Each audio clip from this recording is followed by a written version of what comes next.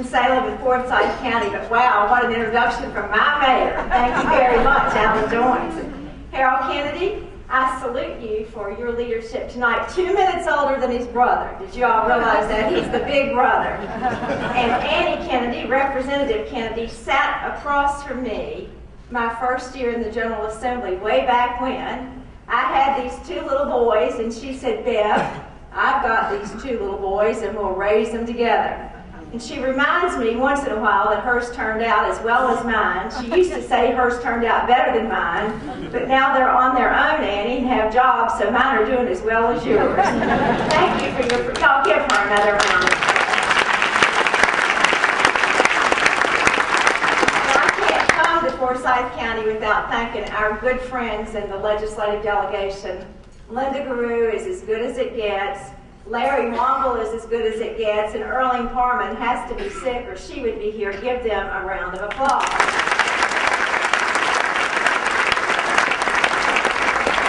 And Chairman Fleming Alamin, you helped put all this together tonight. We thank you for your leadership, for being the chair of this party, and for helping us on the ground. Y'all, it's time for a little red meat. Isn't it a great time to be a Democrat? Have we ever seen an administration that has so overstayed its welcome? It's past time for the Bush administration to go on back to Texas.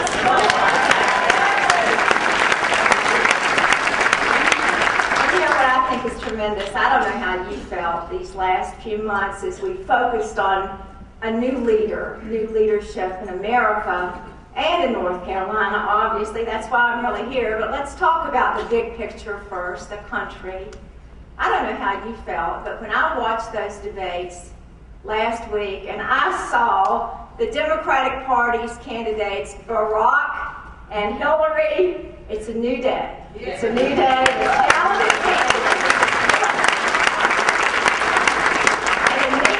The night before, Bob and I, who's here, first Bob, I'll get to, my husband's here, he hadn't had a home-cooked meal in 3 weeks, so I say thank you to Bob Eves, thank you so much. But while Bob and I were watching those Republican debates, I said, honey, it's the same old, same old. He says, yeah, it's like watching another sequel of Grumpy Old Men. It's the Democrats that will keep America and North Carolina moving forward. You know that, and I know that. And that's why, my friends, we must make North Carolina a what? A blue state in 2008. Let's say it one more time. A blue state in 2008. The Republicans are the party of Wall Street.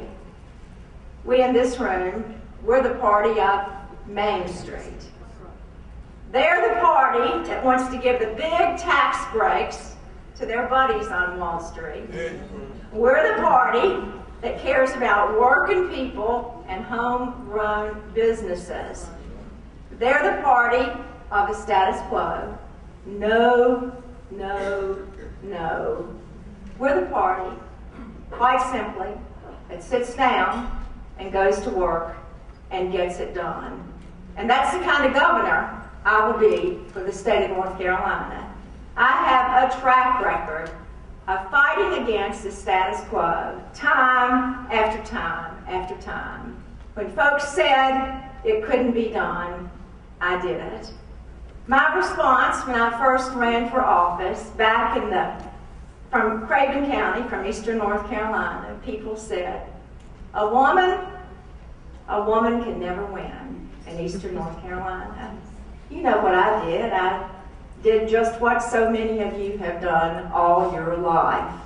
I went to work hard, extra hard, and did we ever win? Did we ever win? You know, I didn't grow up in a politically connected family. In my family, hard work wasn't something you talked about. It was a way of life.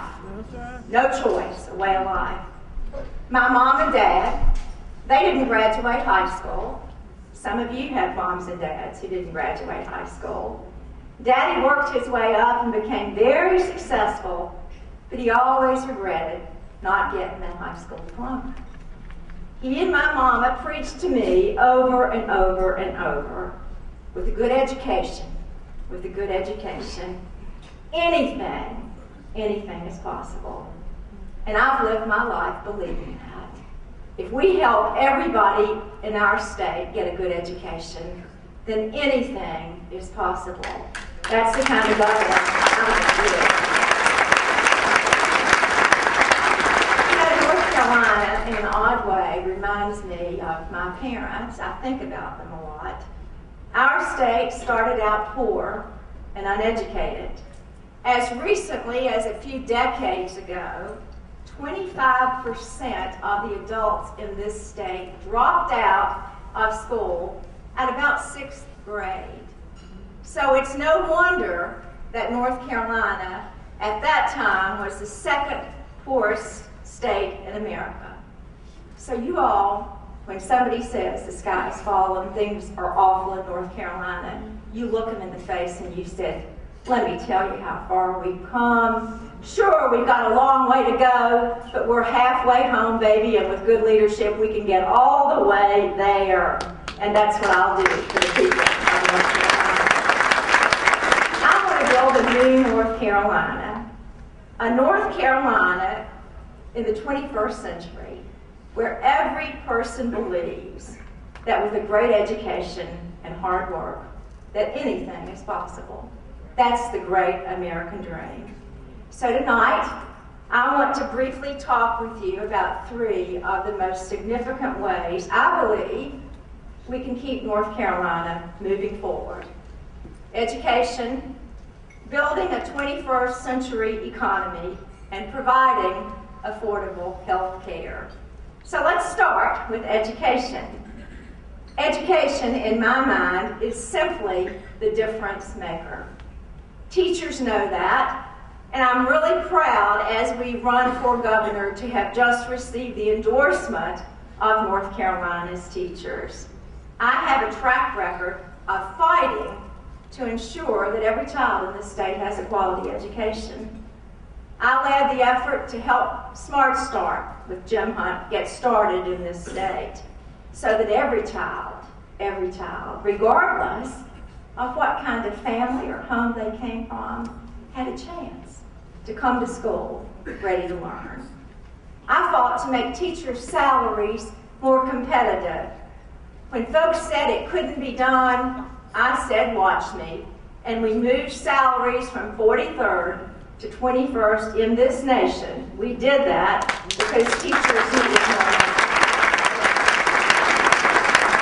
And as your next governor, I will fight to continue to wire up classroom after classroom in this state so that our kids, rural or urban, can have 21st century experiences through technology to open up a whole new world of learning and knowledge.